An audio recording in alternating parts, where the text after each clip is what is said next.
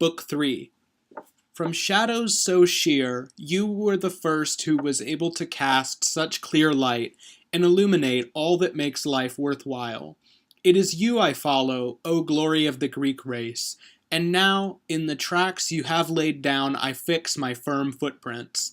Not so much eager to compete with you, but because from love I desire to imitate you. For why would a swallow contend with swans, or what can young goats with their shaky legs accomplish in a race to match the powerful energy of a horse? You are our Father, the discoverer of how things are. You supply us with a father's precepts, and from your pages, O illustrious one, just as bees sample everything in the flower-strewn meadow, so we too feed upon all of your golden words. Golden they are, and always worthy of eternal life. For as soon as your philosophy, sprung from your divine mind, begins to give voice to the nature of things, the mind's terrors dissipate, the walls of the world dissolve. I see things carried along through the whole void. The divinity of the gods appears, and their quiet dwelling places, which neither winds buffet nor clouds soak with violent rains, nor does snow formed from biting frost, falling white, disturb them, but an always cloudless atmosphere spreads over them, and smiles with light diffused in all directions. Nature, moreover, supplies all their needs, nor does anything nibble away at their peace of mind at any time. But in contrast, never do the regions of Acheron appear, nor does the earth prevent from being seen all the things which are carried along through the void below beneath our feet. Then from these things a kind of divine rapture and shivering awe seizes me, because in this way nature by your power has been uncovered and laid open in all directions. And since I have shown of what sort are the beginnings of all things, and how, differing in their various shapes, they fly around on their own, stirred up by eternal motion, and how from them all things are able to be created, next after these things it appears that the nature of the mind and soul must now be made clear in my verses, and the fear of Acheron must be thrown violently out the door. This fear throws human life into deep and utter confusion, staining everything with the black darkness of death, and leaves no pleasure clear and pure. For although people often assert that sickness and a bad reputation are more to be feared than the infernal regions of death, and that they know the nature of the mind is made up of blood, or maybe of wind, if by chance they want it that way, and further that they have no need at all of our philosophy, you can tell from the following that they proclaim all this to gain praise rather than because the idea itself is thought to be true.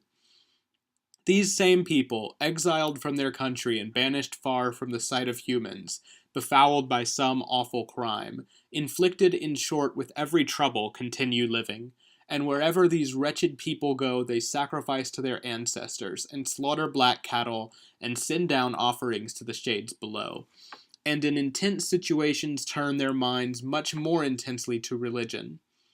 Wherefore it is more effective to gauge a person in times of doubt and danger, and to learn what they are like in adversity. For then at last real voices are extracted from the bottom of the heart, and the mask is ripped off, reality remains. So too, greed and blind burning after elected office, which coerce wretched people to go beyond the boundaries of what is right, and at times as allies in crime and accomplices, they exert themselves night and day with outstanding effort to rise to the level of the greatest wealth. These lacerations of life are nourished in no small way by the fear of death. For low social standing and bitter poverty nearly always seem to be far removed from a calm and pleasant life, and to be a kind of loitering, so to speak, before the gates of death. This is why people, attacked by false fears, desiring to escape far away and to withdraw themselves far away, amass wealth through civil bloodshed, and in their greed double their riches, piling up slaughter on slaughter. Unmercifully they rejoice in the sad death of a brother, and they disdain and fear eating with their relatives. In a similar way, often as a result of the same fear, envy taunts them that before their very eyes he is powerful. He is the center of attention who parades in official glory, while they whine that they themselves are mired in obscurity.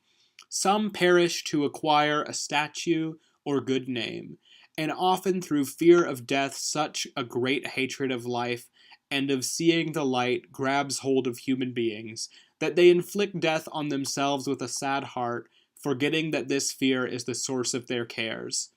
It convinces one to abuse honor, another to burst the ties of friendship, and in short to abandon responsible conduct. For these days, people often betray their country and dear parents, trying to escape the regions of Acheron.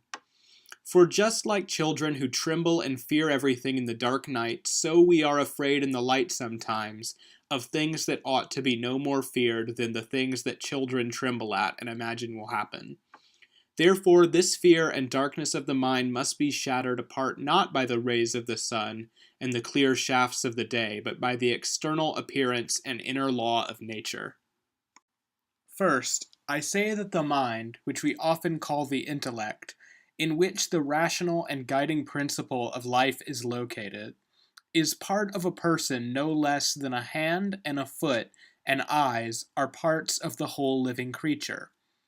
However, certain philosophers have thought that the mind's power of sensation is not located in a particular part, but is a certain state of the body that produces life, which the Greeks call a harmony, something which gives us life and sensation, although there is no intellect in any part, as when often the body is said to possess good health, and yet this health is no part of the healthy person. They thus do not locate the mind's consciousness in a particular part. In this they seem to me to wander seriously astray. And so the body, which is plainly visible, is often sick, although we still feel pleasure in another part unseen. And on the contrary, it happens that the opposite is often true in turn, when one troubled in mind feels pleasure throughout the entire body. This is no different than if, when a sick person's foot felt pain, the head, meanwhile, happened to be in no pain. Moreover, when the limbs are given over to soft sleep, and the body lies sprawled out, heavy and senseless, there is nevertheless something in us which during this time is stirred in many ways and receives into itself all the motions of joy and empty cares of the heart. Now, so that you can understand that the soul also is present in the limbs, and that it is not by harmony that the body secures sensation, first, it happens that when a large portion of the body is dragged away, often life still remains in our limbs. And again, this same life, when a few particles of heat have dispersed and air has been ejected out through the mouth, at once deserts the veins and leaves the bones. Thus, from this, you can understand that not all particles have the same functions, nor do they equally sustain existence, but rather that these, which are seeds of wind and hot warmth, ensure that life remains in the limbs. There are therefore heat and life-giving wind present in the body, which abandon our dying appendages. Wherefore, since the nature of the person and soul has been found to be a part, so to speak, of a person, give up the name harmony, conveyed to musicians from lofty Helicon, or maybe they themselves in turn borrowed it from some other source and applied it to a thing which then was lacking a name of its own. Whatever the case, let them have it. You pay attention to the rest of my words. Now I maintain that the mind and soul are held joined together, with each other, and make one nature from each other, but that the rational principle, which we call mind and intellect, is the head, as it were, and lords it over the whole body. It is situated and stays in the middle region of the breast, for here leaps panic and fear. Around this location feelings of pleasure radiate. Here, then, is the intellect and mind. The other part of the soul, spread through the entire body, obeys and is moved at the direction and impulse of the mind. The mind thinks alone for itself by itself. It rejoices for itself, when nothing moves the soul or body at the same time.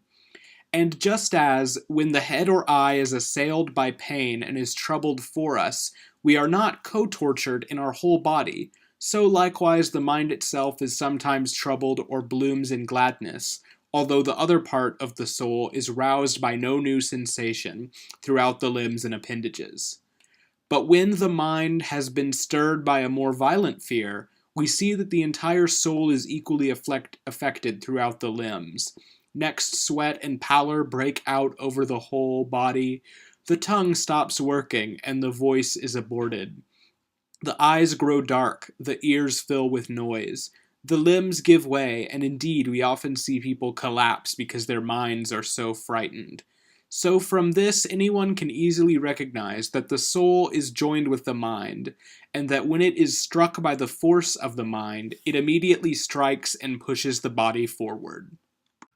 This same reasoning shows that the nature of the mind and soul is corporeal, for when it is seen to push the limbs forward, snatch the body from sleep, change facial expression, and act as guide and turn the entire person, and we see that none of these things can happen without touch, and again, that there is no touch without body, don't we have to admit that mind and soul are made up of a corporeal nature? Moreover, you discern that our mind suffers commensurately with the body, and feels and is equally affected in the body. If the shivering force of a spear does not smash out life after it is driven within, separating the bones and sinews, still faintness follows, and a sweet swooning to the ground, and on the ground a churning of the mind, which occurs, and now and then a wavering wish to rise. Therefore, the nature of the mind must be corporeal, since it suffers trouble from corporeal weapons and blows. What sort of body this soul has, and from what things it is composed, I will now proceed to give an account with my words. First, I assert that it is incredibly fine, and is made up of exceedingly small particles. That this is, so you may, if you pay attention, thoroughly grasp from the following. Nothing is able to happen in such a rapid fashion as what the mind proposes to itself to happen and itself commences. Therefore, the mind stirs itself more quickly than anything whose nature is seen right in front of our eyes. But that which is so highly mobile must be made up of exceedingly round particles and exceedingly tiny ones, so that they are able to be moved when struck by a small impulse. And so water is moved and ripples at the slightest impulse, since it is composed of shapes small and ready to roll. In contrast, honey by nature is harder to move, its fluid lazier, and its action less hurried. For the whole mass of its matter sticks more to itself, no doubt, since it is not made up of particles so light, nor so fine and round. For the merest breath of wind is able to cause a tall pile of poppy seeds to lose its top before your eyes. In contrast, in no way can it move a heap of rocks or wheat spikes. Therefore, the tinier and lighter the particles are, the more mobility they enjoy. In contrast, whatever things are found to have more weight or are pricklier, the more stability they have. Now then, since the nature of the mind has been discovered to be incredibly mobile, it must consist of exceedingly small, light, and round particles. This thing, when known to you, dear reader, in many things will be found useful and will be called opportune. The following thing too shows the nature of the mind, of what tenuous texture it is, and in how small a place it might be contained, if it could be gathered together. That as soon as the untroubled quiet of death has taken hold of a person, and the nature of mind and soul has departed, you cannot tell then that anything has been taken away in appearance, anything in weight. Death preserves everything except life-giving sensation and warm heat.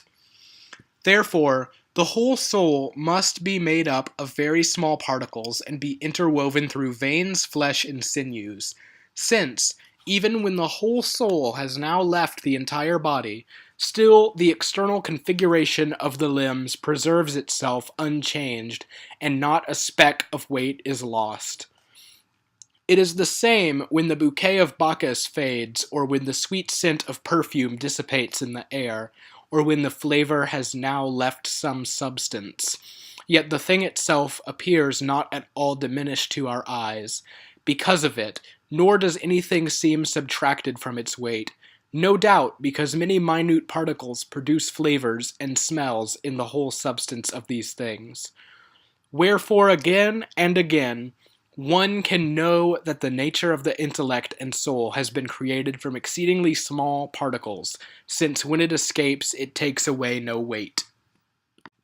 Nor, nevertheless, should we think that this nature is single, for a kind of tenuous breath leaves the dying, mixed with heat, and heat then draws air with it.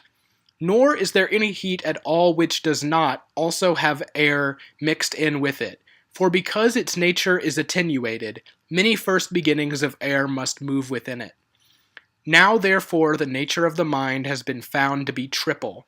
Yet all these things are not enough to produce sensation, since the mind will not admit that any of these can produce motions that cause sensation and the thoughts that the mind ponders.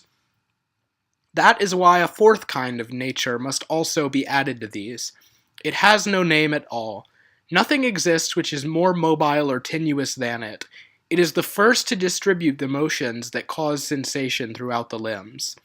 For it is the first to be roused, made up as it is of small shapes. Next, heat and the invisible power of wind receive the motions, and next air.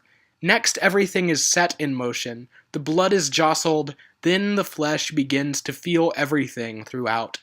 Last of all, it is given over to the bones and marrow, whether it be pleasure or its opposite, stinging passion. Neither can pain penetrate so far without effect, nor pierce injury permeate, without everything being thrown into such great turmoil, that there is no place left for life, and the soul's parts disperse through every pore of the body. But more often, it is very near the surface of the body that a stop is put to these motions. This is why we succeed in hanging on to life. Now while I yearn to give an account of how these things are mixed with one another, and in what ways they are arranged and function, the poverty of our native speech holds me back unwillingly. But nonetheless, I will treat the matter as best I can in brief. For the first bodies shoot back and forth among themselves with the motions of first beginnings, so that none can be separated off by itself, nor can its power be separated off by space. But they are the many powers, so to speak, of a single body. Just as in any flesh from living creatures commonly there is a certain smell, temperature, and taste, and yet from these taken altogether a single compilation of body is created. So heat and air and the invisible power of wind mixed together produce a single nature together with that mobile force which distributes from itself a beginning of motion to the others, from which source the motion that brings sensation first arises in the flesh. For deep down this nature lies hidden and concealed, nor is there anything further below this in our body. And further, it is itself the soul of the whole soul. Just as in our limbs and the whole body the force of the mind and power of the soul lie mixed and hidden, since it is composed of bodies small in size and number, so you should know this force without a name, composed of minute bodies, lies hidden and further is itself the soul, so to speak, of the whole soul and lords it over the whole body. In a similar way, it is necessary that wind and air and heat mixed up together function in the limbs, and one is situated further below or above the others, so that some single thing is seen to have been made from all. Otherwise, heat and wind separately, and separately the power of air should, if divided, destroy and dissolve sensation. Also present in the mind is that heat which it adopts when in anger. It boils up and fire flashes from fierce eyes.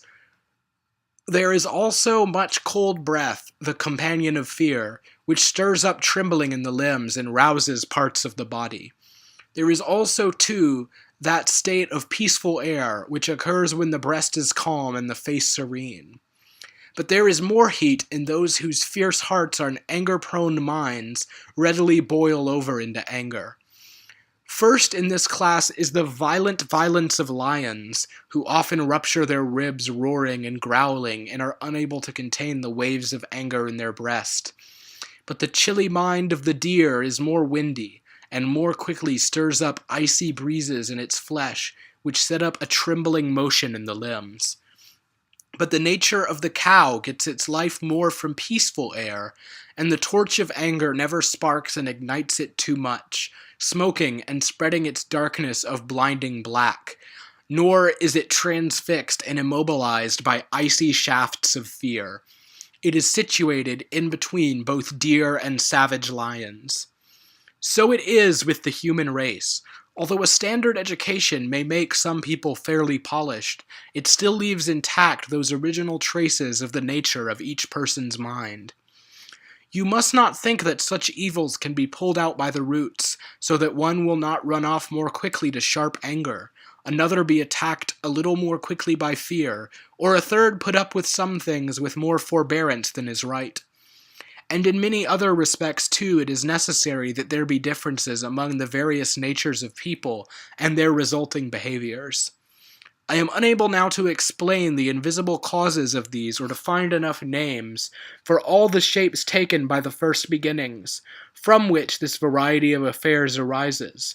I see that I can assert this fact in these matters, that the traces of our characters, which reason cannot remove from us, are so small that nothing prevents us from living a life worthy of the gods.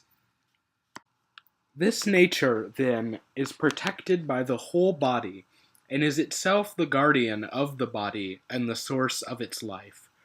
For they cling to each other with common roots, and obviously cannot be pulled apart without destruction. Just as it is not easy to separate the scent from bits of frankincense without its very nature also being destroyed, so it is not easy to extract the nature of the mind and soul from the whole body without all of them disintegrating. With their first beginnings thus intertwined from the very start with each other, they come into being, endowed with co-partners for life. And neither the power of the body nor the soul is seen to be able to feel sensation separately for itself without the energy of the other. But sensation is kindled and ignited throughout our flesh by shared and interdependent movements from both sides. Moreover, the body is never created by itself, nor does it grow on its own, nor is it seen to endure after death. For never, just as the moisture of water often releases heat, which it has acquired, and it is itself not ripped apart for this reason, but remains intact. Never, I say, in this way can the limbs left behind endure the dissolution of the soul, but they are ripped apart and deeply destroyed, rotting away. So from the moment life begins, the reciprocal union of body and soul learns life-giving motions, even when preserved in a mother's body and womb, so that dissolution cannot happen without death and destruction. Thus you can see, since the source of their life is conjoined, so too does their nature stand conjoined. What is more, if anyone denies that it is the body that senses, and believes that it is the soul which, when mixed with the whole body, experiences this motion which we call sensation, he wages an uphill battle against facts which are quite obvious and true. For who will ever convey what it is for the body to sense, if it is not what experience itself has demonstrated and taught us? But when the soul is dissolved, the body is completely without sensation. Yes, it loses what was not its own in life, and it loses many things besides when it is driven out from life. Further, to say that the eyes are unable to perceive anything, but the mind gazes through them as if through open doors, is difficult, since the feeling in the eyes leads us in the opposite direction. For this feeling pulls and pushes us down to the eyes themselves, especially since often we are unable to perceive shiny things because our sight is hindered by bright sights. This does not happen with doors, nor indeed do doors, through which we ourselves perceive, experience any distress when open. In addition to that, if our eyes function as doors, then the mind clearly ought to perceive things better when the eyes are yanked out and the doorposts completely removed. In these matters, you can in no way maintain what the holy opinion of the great man Democritus asserts, that the first beginnings of the body and mind, juxtaposed one to another, are varied in alternation and fasten the limbs together. For, as the particles of soul are much smaller than those of which our body and flesh consist, so too they are fewer in number and are sparsely scattered throughout the limbs, so that at least you can assure this, that however small the bodies are which first, when placed on us, have the power to arouse sense-bearing motions in our body, so great are the intervals which lie between the first beginnings of the soul. For sometimes we do not feel dust clinging to the body, nor that chalk lies sprinkled on our limbs, nor do we feel fog at night, nor a spider's slender filaments met straight on, when we are innetted as we go, nor that its shriveled shroud has fallen on top of our heads, nor birds' feathers or fibers floating from plants, which because of their incredible lightness usually fall with difficulty, nor do we feel the movement of any and every crawling creature, nor each and every single footstep which gnats and other bugs take on our body. So many particles must be stirred up in us before the soul's seeds, which are mixed within our bodies throughout the limbs, begin to feel that the first beginnings have been struck, and before they pound away at such great distances and are able to rush at each other, meet and leap apart in turn. And the mind is better at keeping the doors of life locked, and a better master over life than the power of the soul is. For without the intelligence and mind, no part of the soul can reside in the limbs for even a tiny part of time, but follows easily as its companion and departs into the breezes, and leaves the chilly limbs in the coolness of death. But a person remains in life whose intelligence and mind remains. However lacerated the trunk is, with its limbs cut off all around, although the soul has been snatched off and removed from the limbs, the person lives on and takes in life-sustaining ethereal breezes. But if not the entire soul, but a great part of it, has been taken from a person, still he remains alive and hangs on. It is just as when the eye has been lacerated all over. If the pupil remains uninjured, the living power of sight stands firm, provided only that you do not destroy the whole orb of the eye, cutting around the pupil and leaving it all alone. For this also could not occur without the destruction of both. But if this tiny middle part of the eye is eaten away, its light immediately sets, and darkness falls, although the shining orb is not otherwise injured. In such an arrangement, the soul and mind are bound forever. Now come, so that you might learn that the minds and light souls of living creatures are born and subject to death, I will proceed to set out my poem, sought for so long, and discovered with such sweet labor, so as to be worthy of your way of life. You take care to link both of these with one name, and when I go on to mention, for example, the soul, showing that it is mortal, understand that I also mean the mind, inasmuch as it is a single unit and an interconnected entity. First, since I have shown that the soul is tenuous and consists of minute particles, and is made out of first beginnings, much smaller than the limpid moisture of water, or fog, or smoke, for it far surpasses them in speed, and is set in motion when struck by a weaker cause, seeing that it is set in motion by images of smoke and fog. Just as when we are sleeping and in our dreams perceive altars breathe out rising steam and send up smoke. For no doubt these things are carried to us as likenesses.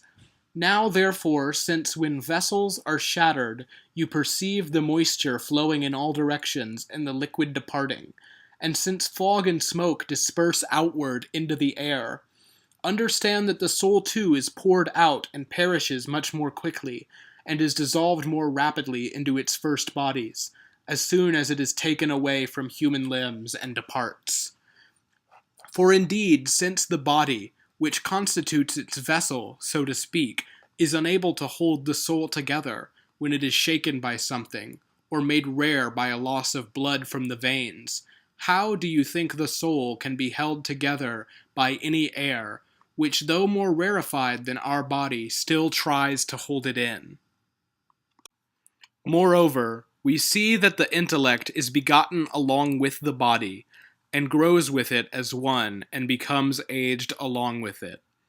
For just as children totter around with a weak and delicate body, so their mental capacity is correspondingly feeble. Next, when their age has grown up with hardy strength, the rational faculty is stronger and mental power augmented. Afterwards, when the body is shaken by the sure strength of time, and the limbs fall slack, their strength beaten away, thought limps, the tongue wanders, the mind totters, everything gives out and fails at one time. Thus it is fitting that the entire nature of the soul should also be dissolved, like smoke, into the broad breezes of the beyond, since we see that it is begotten along and grows along with the body, and as I showed, fails and is exhausted at the same time. In addition, we see that just as the body itself suffers dire diseases and powerful pain, so the mind suffers sharp cares, grief, and fear. Therefore it is fitting that it too participates in death. And furthermore, when the body is diseased, the mind often wanders aimlessly, for it loses its mind and says crazy things, and sometimes, in an intense coma, it is carried into deep and continuous sleep, when the eyes and head fall slack, whence it neither has the power to hear voices nor recognize the faces of those who stand around and call it back to life, bedewing their faces and cheeks with tears. Wherefore it is necessary to admit that the mind, too, is dissolved, since the contagion of disease penetrates into it. For pain and disease are each architects of death, which we have learned well from the departure of many before. Next, why, when the sharp weight of wine penetrates a person, and the warm glow is distributed and departs into the veins, does there follow a heaviness of limbs? Why are the legs entangled as he totters? Why does the tongue slow, the mind grow soggy, the eyes swim, shouting, sobbing, and arguing increase? And soon the other things of this kind which follow, why are these things except because the wild working of wine is constituted to confound the soul present in the body? But whatever things can be thrown into confusion and impeded show that if a slightly stronger cause had worked its way in, it would have happened that they perished, deprived of future life. And furthermore, often someone suddenly struck by the power of an illness, right before our eyes, as if by a bolt of lightning, falls and spews foam, groans and shakes in the limbs, raves, stiffens the muscles, twists about, breathes irregularly, and wears out the limbs in tossing around. No doubt because the power of the illness, scattered throughout the limbs, drives the breath and rouses foam, just as on the salt sea the waves are whipped by the wild will of the winds. Further, a groan is elicited because the limbs are afflicted with pain, and in general since the voice particles are thrust out, and are carried heaped together outside the mouth, where they are, so to speak, accustomed, and where a path has been prepared. Raving occurs because the force of the mind and soul is confounded, and, as I have shown, is torn apart and scattered, ripped to pieces by that same poison.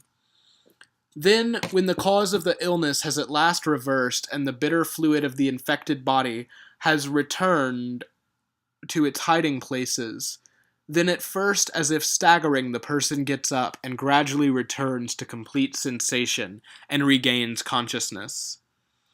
And so when these are shaken by such great disease while still in the body, and are torn apart and suffer in unfortunate ways, why do you believe that these same things can live in the open air without a body in the company of warring winds? And since we discern that the soul is cured like a body which is sick, and we see that it is able to be changed by medicine, this too foretells that the mind lives a mortal life.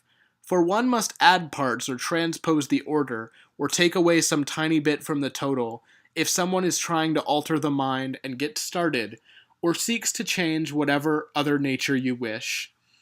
But what is immortal does not allow its parts to be rearranged, nor anything to be added, nor a tiny bit to flow away. For whatever is changed and departs from its own limits, this is immediately the death of that which it was before.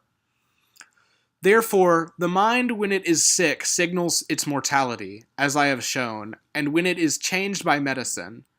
To such an extent, then, true fact is seen to oppose false reasoning, and to shut its escape route as it flees, and to vanquish falsehood with double-edged refutation. Next, we often see a person die gradually and limb by limb lose life-giving sensation. First the toes and nails on the feet turn blue, then the feet and legs die, and after this the tracks of icy death gradually pass through the other limbs. Since this nature of the soul is sundered and passes away, and does not depart all at once, it must be thought mortal. But if by chance you think that on its own the soul can drag itself inwards and contract its parts into one place, and thus deduct sensation from all its limbs, yet still this place, where so great a supply of soul is gathered together, should be seen to have greater sensitivity. But since this place is nowhere, no doubt, as I said above, the soul is torn apart, dispersed abroad, and so perishes. But even if one were now inclined to concede what is false, and to grant that the soul can be massed together in the bodies of those who leave the light by dying piece by piece, still you would have to admit the soul is mortal, nor does it matter whether it perishes dispersed through the air, or is gathered together from its own parts and becomes dull, since ever more sensation deserts the entire person in every part, and in every part ever less of life remains. And since the mind is one part of a person which remains fixed in a specific place, just like the ears and eyes are, and the other sense organs which steer life, and just as hand and eye and nose, if removed and separated from us, can neither have sensation nor exist, but rather in little time are left to rot, so too the mind is unable to exist by itself without body and the person.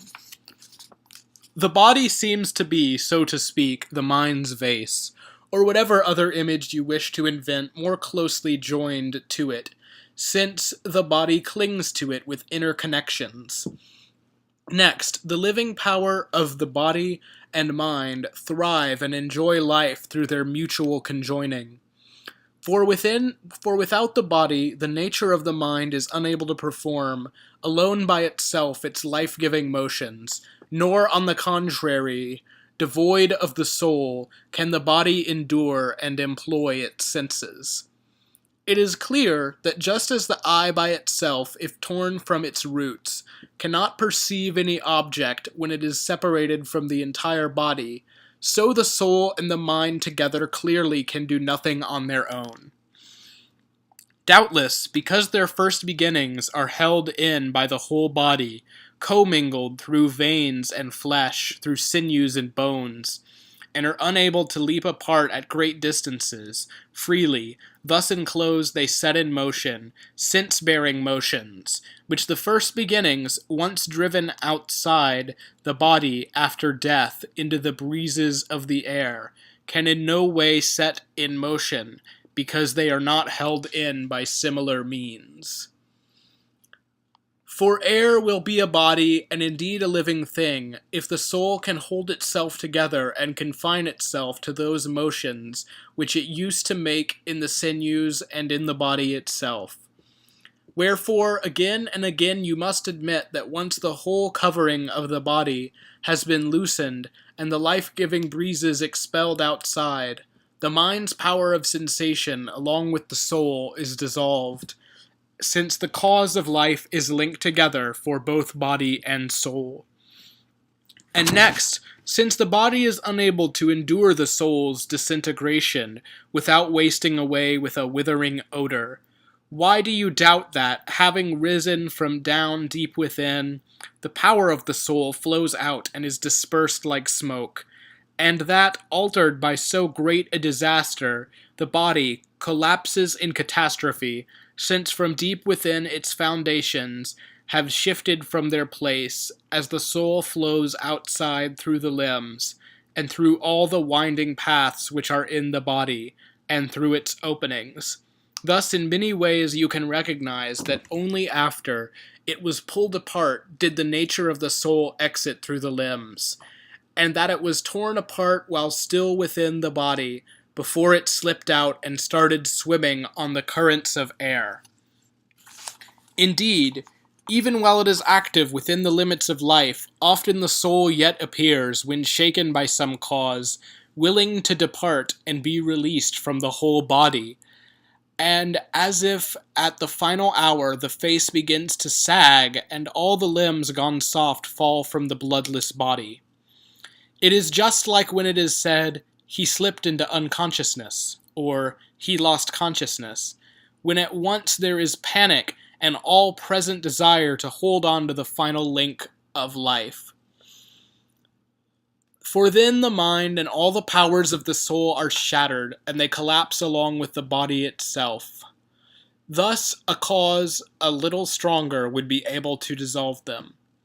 How then can you possibly doubt that the soul, once tossed outside the body, weakened outdoors in the open, with its covering removed, not only is not able to endure through all ages, but cannot even last for the smallest amount of time?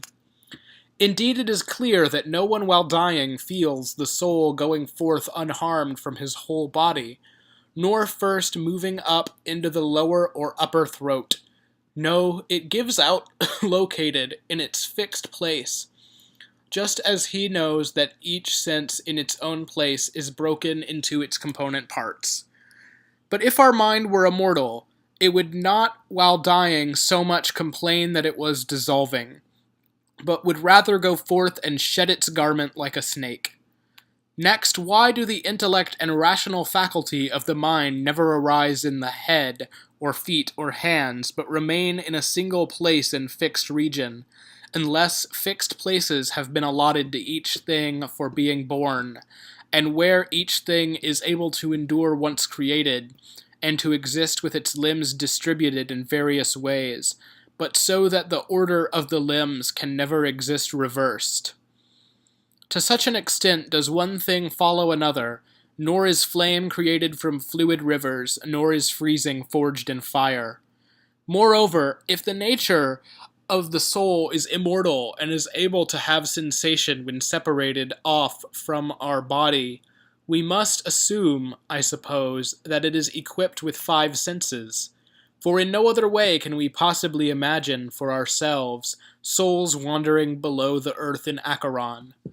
Painters, therefore, and earlier generations of writers have thus introduced souls equipped with senses.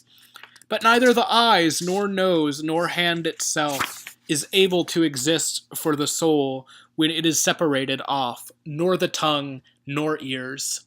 Therefore, not at all can souls have sensation and exist on their own. And since we sense that there exists throughout all the body life-giving sensation, and we see the whole body is alive, if suddenly some force chops it in two with a quick blow so that it completely separates off each part, doubtless too the force of the mind, divided and detached, is divided in two along with the body. But what splits and separates off into any parts, of course denies that it has an eternal nature. They say that blade-bearing chariots, hot with indiscriminate slaughter, often cut off limbs so suddenly that the part which is sliced off and falls from the body is seen to twitch on the ground, although the mind and force of the person are unable to sense the pain because of the speed of the injury, and also because the mind is consumed by its eagerness for battle. With the body he has left, he strives to reach the fighting and slaughter, and often fails to grasp that his left arm has been lost with its shield, and dragged amidst the horses by the wheels and devouring blades. Another that his right arm is gone, as he climbs and presses on. Then another attempts to rise with leg removed, while nearby on the ground his dying foot wiggles its toes. And a head, cut off from its warm and still-living trunk, preserves even on the ground its living look and open eyes, until it renders up every remnant of its soul. And furthermore, if you were to decide for yourself to cut up with a sword into many parts both halves of a snake, with its vibrating tongue, menacing tail, and extended body, you would then see each part cut up by its recent wound, writhing and wetting the ground with gore, and the part in front with its mouth seeking itself in the rear, struck by the burning pain of the wound, so as to implant a bite. Shall we then say that there are complete souls in all those little parts? But with this reasoning it will follow that one living creature had many souls in its body, and so the soul which was one was divided off together with the body. Therefore, both body and soul must be thought mortal, since each is equally split into many parts. Moreover, if the nature of the soul is immortal, and works its way into our body as we are being born, why are we unable to remember our past life as well? Why do we not hold on to any traces of things we have done?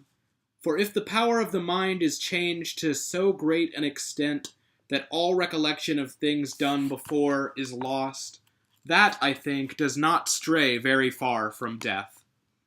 Therefore it is necessary to admit that what has existed before has perished, and what exists now was created now.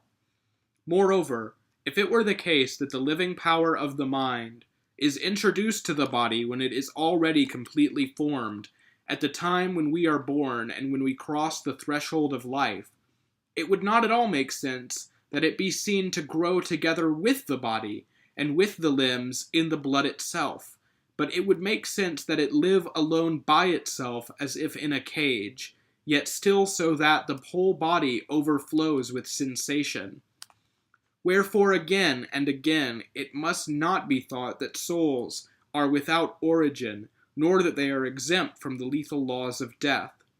For it must neither be thought that they can be fastened on so tightly if they worked their way into our bodies from without. For the clear facts show the whole thing happens in the opposite way. For it is so connected throughout veins, flesh, sinews, and bones, that even our teeth share in sensation, as toothaches prove, and the twinge caused by ice-cold water, and the biting down on a sharp rock if it is hidden in bread. Nor clearly, since souls are so interwoven with the body, can they exist without harm and safely release themselves from all the sinews, bones, and joints. But if by chance you think that the soul, having worked its way in from without, is the sort of thing that permeates our parts, so much more, the more will it perish, fused with the body. For what permeates is dissolved, and therefore passes away.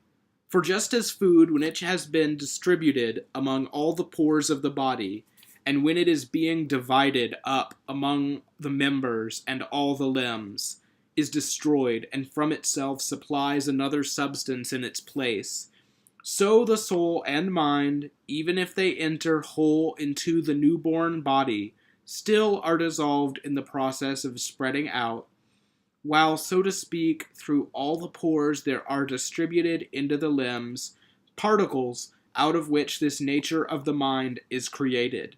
which now is master in our body, born from that which then perished, portioned into parts throughout the limbs. Therefore the nature of the soul is seen neither to lack a birthday, nor to be deprived of the experience of death. Moreover, are or are not seeds of soul life left in the lifeless body? But if they are left and are present in it, in no way will the soul deservedly be held to be immortal, since it departs diminished with some of its parts lost. But if it is carried off and flees with its members so intact that it leaves no parts of itself in the body, how do corpses, when their flesh is now rotting, wriggle with worms, and how does such a great mass of living creatures, boneless and bloodless, flow through the bloated limbs? But if by chance you believe that souls work their way from the outside into the worms, and each are able to enter into their bodies, and you do not think over why many thousands of souls gather where one soul has departed, nevertheless there is this, it seems, which must be sought after and brought to determination. Whether finally the souls go hunting for the appropriate seeds of little worms, and on their own construct for themselves places to live, or whether, so to speak, they work their way into preformed bodies. But it would not be easy to say either why they would do this on their own, or why they would make the effort. For when they are without body, they fly around untroubled by diseases, coldness, and hunger. For the body is more liable to suffer from these disorders, and the mind suffers many evils because of its contact with it. But still, let it be as useful as you like for them to make a body which they can enter. But there is clearly no way by which they could. Not at all, therefore, do souls make bodies and limbs for themselves, nor further do they work their way into preformed bodies. For neither would they be able to be so intimately connected, nor would the interconnections for shared sensation arise. Next, why does fierce violence go with the stern breed of lions, and craft with wolves? And why is fleeing passed on to deer from their fathers? And why does fatherly fear rouse their limbs? And why now do all other things of this sort come into being, in limbs and character from the beginning of life, if not because a power of the mind, fixed by seed and breed, grows in tandem with each and every body? But if the soul were immortal, and had the habit of changing bodies, living creatures would have mixed up manners. A dog from Hirsanian seed would often flee the charge of a horn-sporting stag, and the hawk would flee in terror through the currents of the air at the coming of the dove. Humans would lack reason, and the wild races of wild beasts would be wise. For this is put forward by false reasoning when they say that the immortal soul is altered with a change of body. For what is changed is dissolved, and therefore passes away. Indeed, parts are transposed and moved from their order. Therefore they must also be able to be dissolved throughout the limbs, so that in the end they might all perish as one with the body. But if they say that the souls of humans always go into human bodies, still I will ask why from a wise soul a stupid one can be produced, and why no child has practical wisdom. And no foal of a mare is as well trained as the powerful energy of a horse. Naturally, they will take refuge in the idea that the mind becomes juvenilized in a juvenile body. But if this were to happen, it would be necessary to admit that the soul is mortal, since if it is altered throughout the limbs to so great an extent, it loses its life and former consciousness. Or in what way will the force of the mind grow strong together with each body, and be able to attain the desired flowering of youth, unless it is its co-partner from its first beginning? Or what does it mean by going out from its aged limbs? Can it be that it fears staying shut up in a rotting corpse, lest its house, worn out by a long space of time, crash in ruin? But no dangers threaten something immortal. Next, that there are souls hanging around the marriage acts of Venus and the births of wild beasts seems to be utterly absurd. immortal souls awaiting mortal members, innumerable in number, contesting in fierce frenzy with each other over which will be first and foremost to work its way in. Unless, of course, treaties have been drawn up among the souls so that whichever flies and arrives first will work its way in first, and so they do not compete and struggle with each other at all. Next, a tree is not able to live in the air, nor clouds in the deep sea, nor fish in the fields, nor blood in wood, nor can sap be present in stones. It is fixed and laid down where each thing grows and is found. Thus the nature of the mind is unable to arise without the body on its own, nor can it be far from sinews and blood. For if this were possible, far more easily would this force of the mind be able to exist in the head, or shoulders, or the bottom of the heels, and be accustomed to be born in any part at all, as long as it could remain in the same person and in the same container. But since even in our body it is fixed and clearly laid down, where it is possible for the soul and mind to exist and grow separately, so much more must it be denied that they can survive and come into being totally outside the body. Therefore, you must admit that when the body dies, the soul also perishes, torn asunder throughout the entire body. For indeed, to join the mortal to the eternal, and to think they are affected as one and are able to mutually interact, is crazy. For what must be thought more different, or more disjointed and in disagreement with one another, than that what is mortal should be joined to the immortal and everlasting, in a union, and should put up with fierce buffetings? Moreover, whatever endures eternally must do so, either by having a solid body and repelling blows, and not allowing anything to penetrate it, which might be able to dissociate its tightly fastened parts within, just as the bodies of matter are whose nature we have made known above, or by being able to endure for all time for this reason, that they are not subject to impacts, just as the void is, which endures untouched and does not suffer from blows at all, or also by having no supply of space around it, into which things might be able, as it were, to disperse and be dissolved. Just as the universal universe is eternal, for neither is there outside of it any place into which things may scatter, nor are there bodies that are able to encounter it and dissolve it with a forceful impact. But if by chance the soul must be held to be immortal more because of this, that it is held together and protected by vital principles, either because things foreign to its well-being never attack, or because the things which attack for some reason withdraw, beaten back before we can feel how much harm they do. Lacuna. For besides the fact that it grows ill with the diseases of the body, there often comes to it that which torments it and about things in the future, and vexes and terrifies it, and wears it down with cares, and even when the misdeeds it has committed are past, its offenses gnaw at it.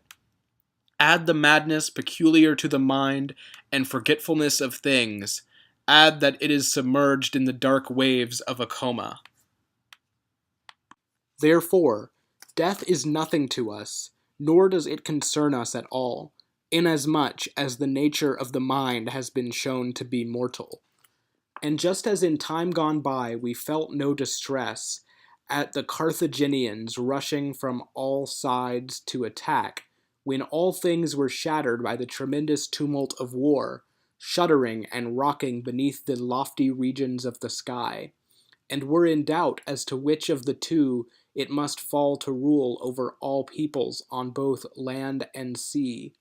So too, when we will no longer exist, when there will be a destruction of the body and soul from which we have been joined together, surely nothing at all will be able to happen to us, who will not exist then, nor move our senses, not even if the earth be mixed with the sea and the sea with the sky. And even if the nature of the mind and power of the soul have feeling after they have been dragged out of our body, Still, this is nothing to us who consist of the conjunction and connection of body and soul joined tightly together as one. Nor, if passing time should collect our matter after death and restore it again as it is now situated, and for a second time the light of life be given to us, would it still matter at all to us, even if this happened, when once the memory of ourselves has been broken apart? And even now it makes no difference to us about who we were before, nor does pain from those former selves affect us now.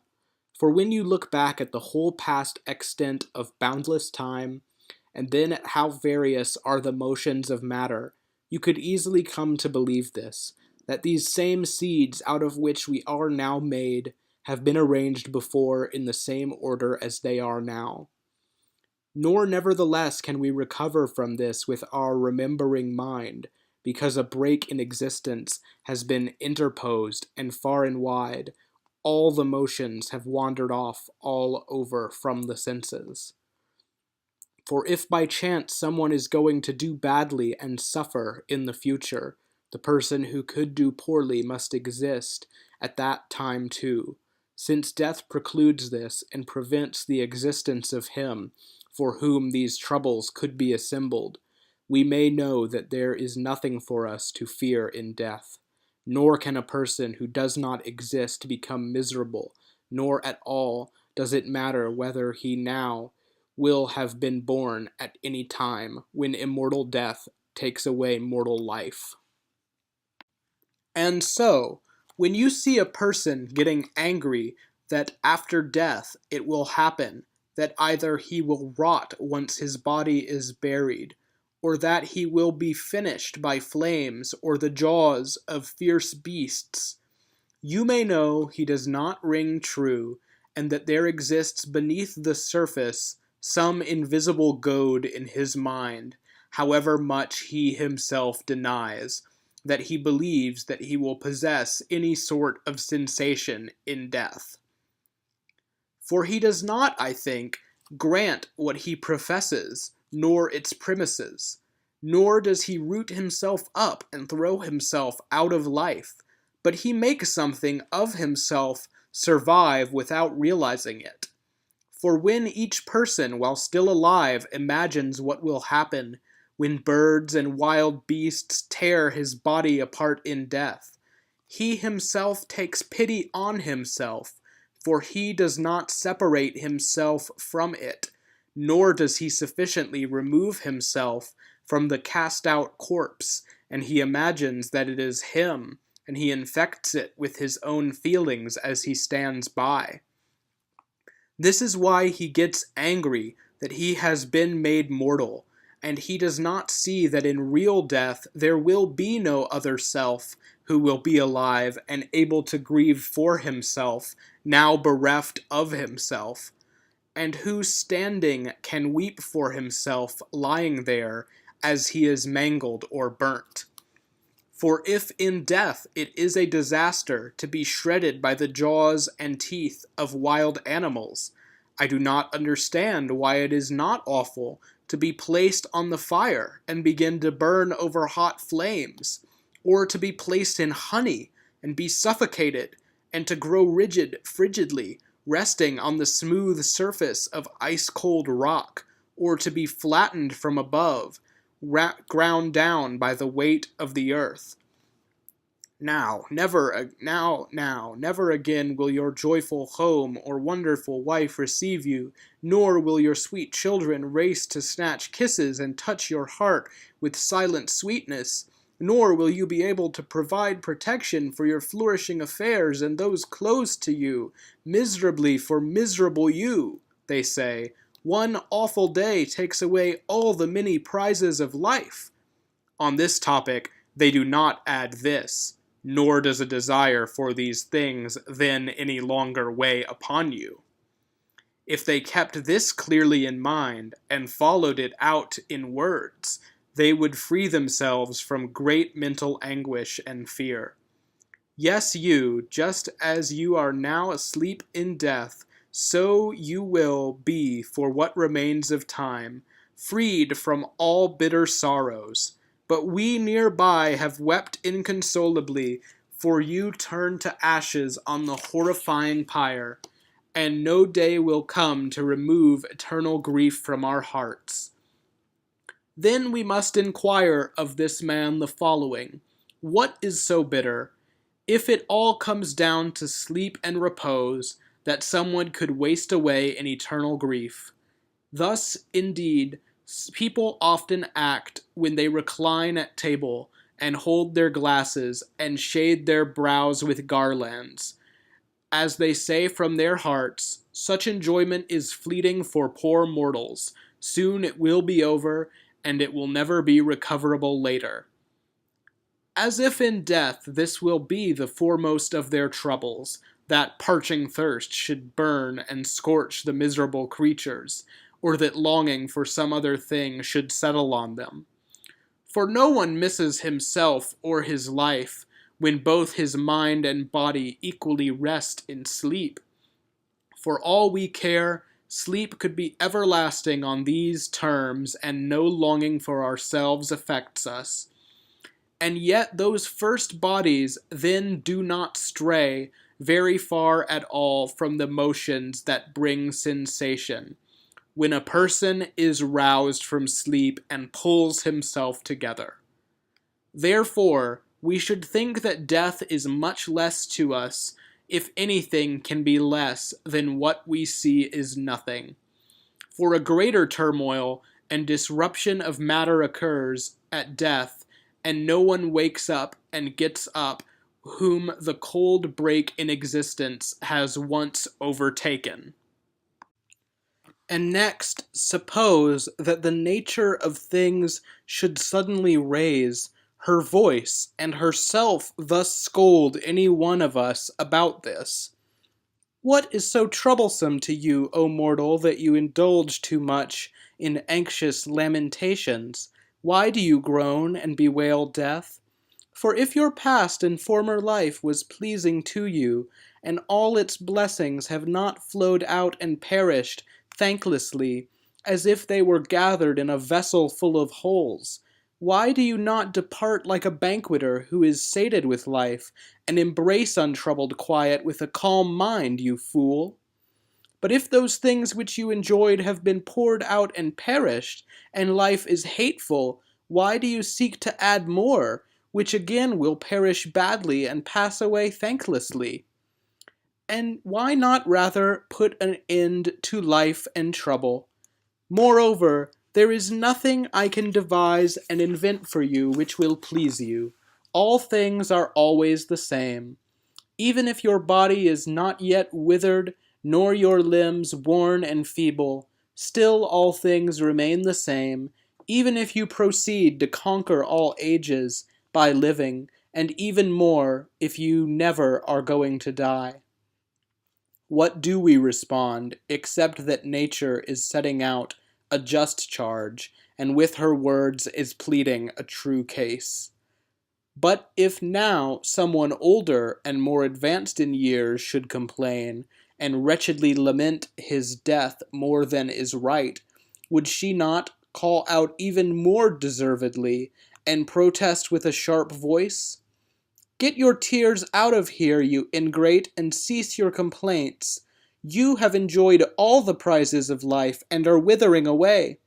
But since you always want what is absent, and despise what is present, your life has slipped away incomplete and unsatisfying, and death has unexpectedly taken his stand by your head, before you could depart satisfied and full of good things.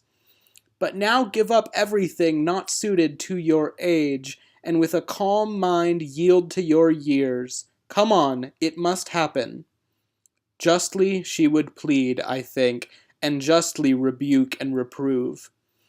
For old things, pushed out by new things, always yield, and one thing must always be built up out of others.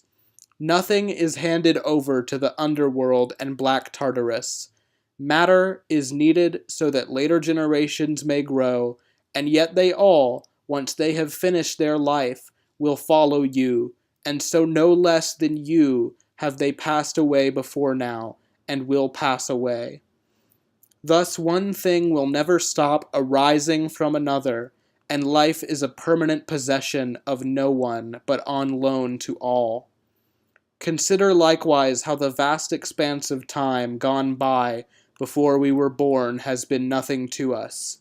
Therefore nature holds this up for us as a mirror of future time after our death finally comes. Does anything appear frightening in this? Does anything seem distressing? Isn't it more calming than any sleep?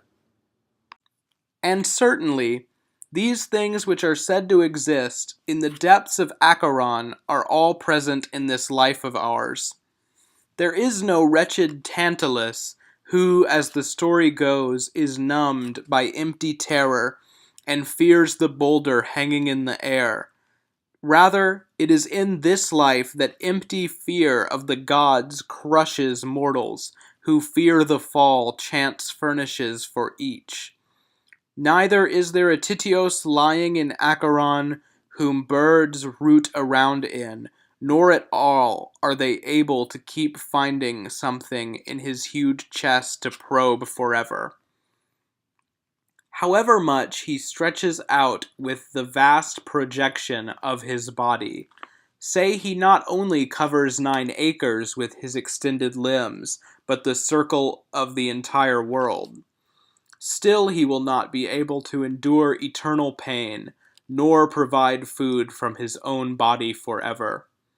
But Tityos is here among us, and winged creatures tear at him as he lies in love, and anxious anguish consumes him, or cares carve him up with some other desire.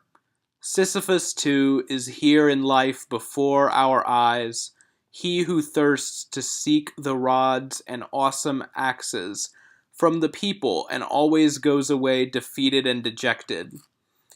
For to seek power which is empty and never really attained, and always to undergo harsh labors in the process, this is to struggle to push up the face of a mountain, a stone which rolls still yet again from the highest summit, and rapidly seeks the level areas of the even plain.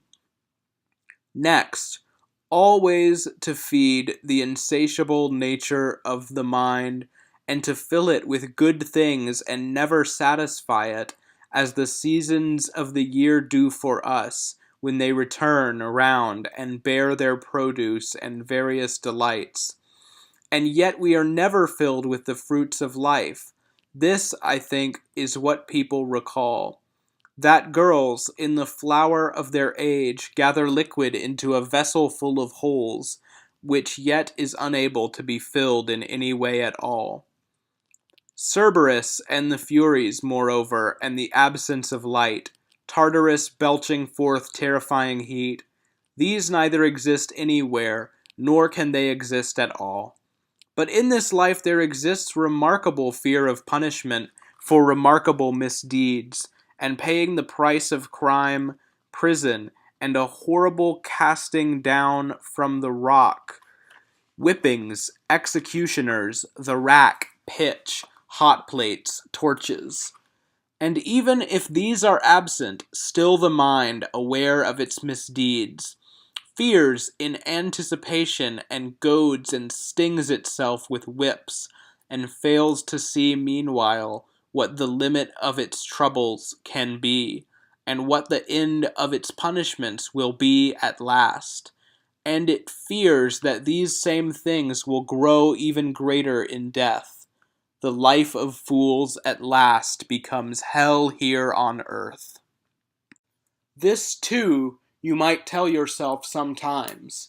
Even good Ancus left the light of day behind with his eyes, and he was much better in many ways than you reprobate. Since then many other kings, and those who have power over things, have died, who governed great peoples. And even that man himself, who once built a road across the great sea, and let his legions go on a journey over the deep, and taught his infantry to go over salt waters, and with his cavalry spurned and pranced upon waves crashing, even he saw the light slip away and poured out his soul from his dying body. The descendant of the Scipios, thunderbolt of war, terror of Carthage, gave his bones to the earth just as if he had been an ordinary household slave. Add the discoverers of sciences and the arts. Add the companions of the daughters of Helicon, over whom Homer had singular supremacy, though even he went to sleep with the same repose as the others. Next, after ripe old age warned Democritus that the motions of memory in his mind were slowing down, he himself voluntarily directed his life in the direction of death. Epicurus himself died when the light of his life ran its course, he who surpassed the human race in intellect and overwhelmed everyone else, as the ethereal sun does the stars when it has risen. Will you then really be hesitant and angry at dying? Life is even now almost dead to you while you are alive and alert. You who waste the greater part of your years in sleep and snore wide awake and never stop seeing dreams, and possess a mind plagued by empty fear, and who are unable often to discover what the matter is with yourself, when in a drunken haze you retch, you are everywhere oppressed by many cares, drifting and wandering with aimless missteps of the mind. If people were able, just as they are seen to sense that there is a weight on their minds because it wears them out by its heaviness, to understand from what causes each thing happens, and from what source such a mound of misery exists in their hearts, not at all would they lead their lives as we now usually see them, each not knowing what he wants for himself and always seeking to change location, as if he could put down his burden. The man who is sick and tired of his home often leaves his mansion, and then suddenly returns, since he feels things are not at all better outdoors. Driving his imported ponies, he races to his country villa, at top speed, as if rushing to bring help to a house on fire. He immediately starts yawning when he touches the threshold of his villa, or goes off into a heavy sleep and just tries to forget, or dashing off again he seeks to return to the city. Thus each person flees himself, but he cannot, of course, escape the one he flees, but clings to him unwillingly and hates him because he is sick and does not understand the cause of his disease. If he understood this well, each would now drop other things and be eager above all to understand the nature of things, since what is at stake is the state of all time to come, not just of 1 hour, the state in which mortals must remain for the whole period which remains after death.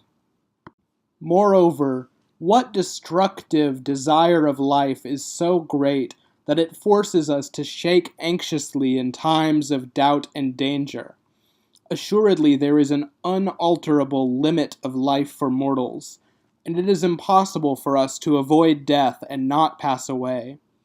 Besides, we are involved and live always among the same things, and no new pleasure is ever hammered out by living. But while what we desire is absent, it seems to surpass other things. Afterwards, having attained this, we desire something else, and the same thirst for life holds us, our mouths always agape. What fortune the years to come may bring us is uncertain, or what chance may bear us, or what end awaits us. And by extending our life we will not subtract 1 jot at all from the time we will be dead, nor can we take away anything so that by chance we might be able to be dead for less long. Accordingly, grant that you complete as many ages as you wish by living, Still no less at all will everlasting death await you, nor will he who makes an end to his life from today's light not exist from that moment any less than he who passed away many months and years before.